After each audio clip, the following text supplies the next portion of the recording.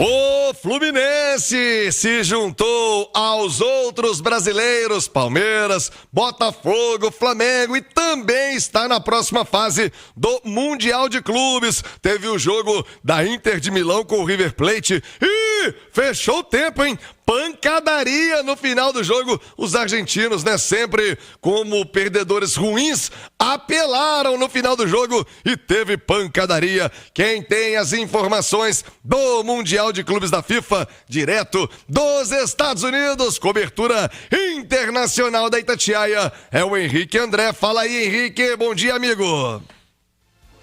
Bom dia, Thiago. Bom dia pra você, pra quem tá acompanhando o Rádio Esportes. Pois é, né? Pra alegria de Ale Oliveira, os hermanos deram tchau do Mundial. Boca Juniors e River Plate já eram voltando para Buenos Aires, e os brasileiros, né? O Brasil com Flamengo, Botafogo, Fluminense, Palmeiras, representando a América do Sul nessa reta final. O Fluminense ontem quase deu mole, né? Empatou em 0-0 com o Mamelodi Sundowns e com 64% de posse de bola para a equipe sul-africana. Então o Renato Gaúcho, inclusive, daqui a pouquinho eu vou acioná-lo, porque ele fala sobre isso, sobre esse jogo de saber sofrer. O Renato sempre tem uma respostinha na ponta da língua, né, Thiago? E no outro jogo, o Borussia venceu o Ulsan por 1-0, o Ulsan da Coreia do Sul. Com isso, o Borussia ficou em primeiro e o Fluminense em segundo do grupo. E com os resultados da noite, a Inter de Milão derrotando o River Plate e o Monterrey, sem dar chance para o Red Diamonds do Japão, também vencendo. Quem caiu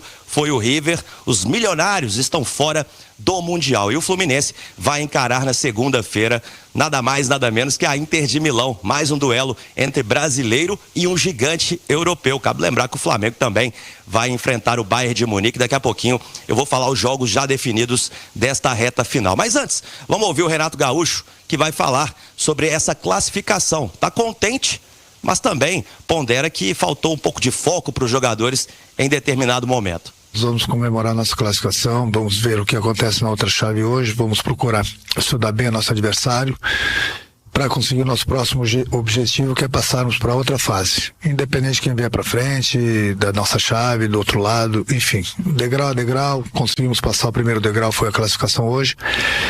E a partir da manhã a gente começa a estudar o nosso adversário e com o objetivo, obviamente, é tentar passar para outra fase também, independente do adversário.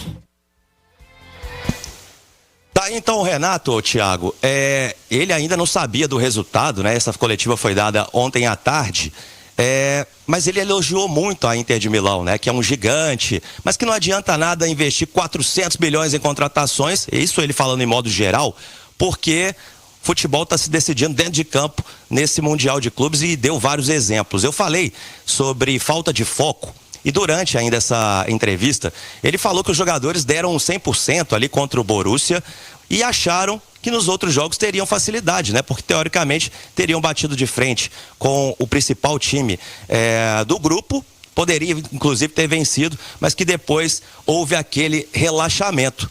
E ele apontou como um alerta, né, Thiago? Porque isso pode ser muito perigoso, principalmente nessas fases seguintes.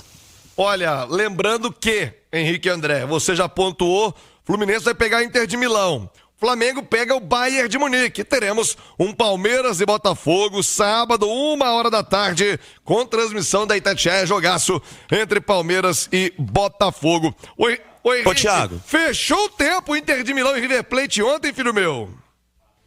Tem que saber perder, né? Os caras não sabem perder. O River teve um jogador expulso, aí tomou o gol, e no final do jogo ali, não deixaram nem os caras, os italianos comemorarem, né? Mas a gente já tá acostumado, né, Thiago? Isso aí não é novidade pra gente ver os argentinos apelando em final de jogo. Vamos voltar na Libertadores, que o Galo eliminou o Boca em 2021, teve até bebedouro arremessado no Mineirão, não sabem perder. Isso não é novidade nenhuma pra gente, mas a situação foi contornada e o que valeu mesmo foi a festa dos italianos. Deixa eu aproveitar aqui que você está falando dos jogos que vão acontecer já definidos das oitavas.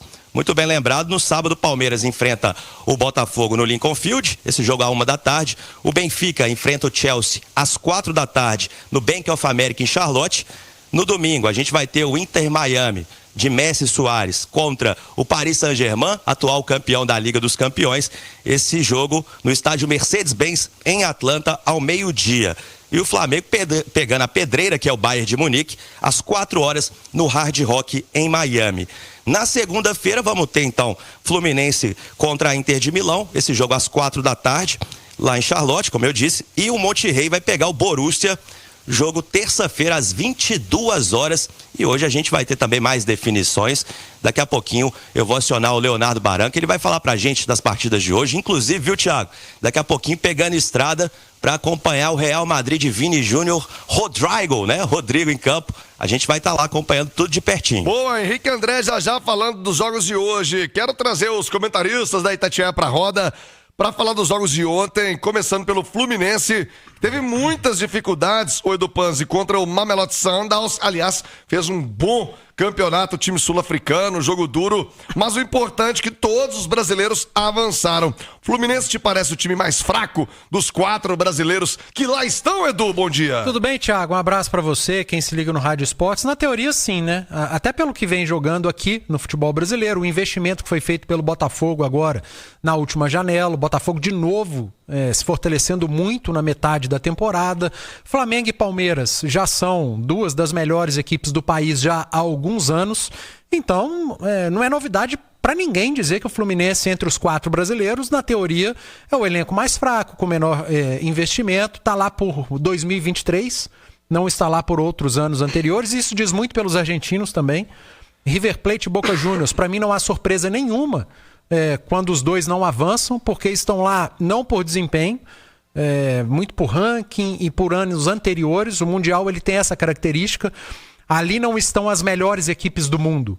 Estão equipes que nos últimos 4 anos ganharam alguma coisa ou estão bem ranqueadas por conta de desempenho. E os 2 argentinos estão lá muito por conta disso e já foram eliminados, para mim, sem nenhum tipo de surpresa. E agora, na próxima fase, Thiago, não vai ser simples, né? Se você tem um confronto brasileiro, tudo bem, teremos uma equipe nas quartas de final.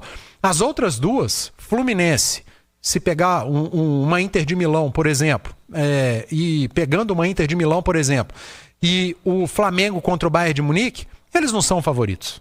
Os favoritos são os europeus. Só que esse Mundial já mostrou que é um Mundial de futebol. E futebol, geralmente, via de regra, o favoritismo, às vezes, ele fica pelo caminho. Tomara que aconteça com os brasileiros. Ale Oliveira, vamos ter aí esse Fluminense Inter de Milão. O Edu falava de favoritismo, mas me parece que a maior distância técnica entre Flamengo e Bayern e Fluminense e também a Inter de Milão, além de Palmeiras e Botafogo, a distância técnica me parece um abismo maior entre Inter de Milão e Fluminense. Ale Oliveira, bom dia, Ale. Muito bom dia, Thiago, aos companheiros, a todo mundo que nos consagra como a rádio mais ouvida do Brasil. É verdade, viu? E a Inter teve um pouco de dificuldade ontem contra o River, principalmente no começo do jogo.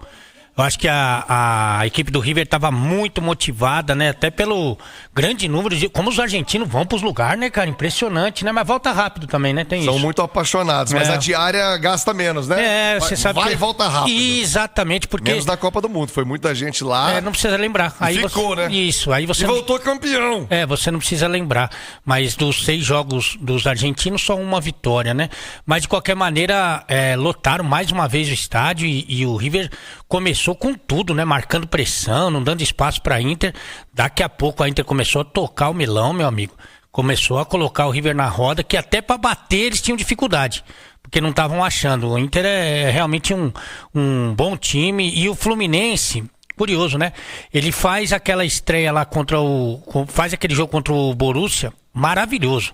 É o melhor jogo do ano disparado do Fluminense e talvez o melhor jogo de muito tempo do Fluminense.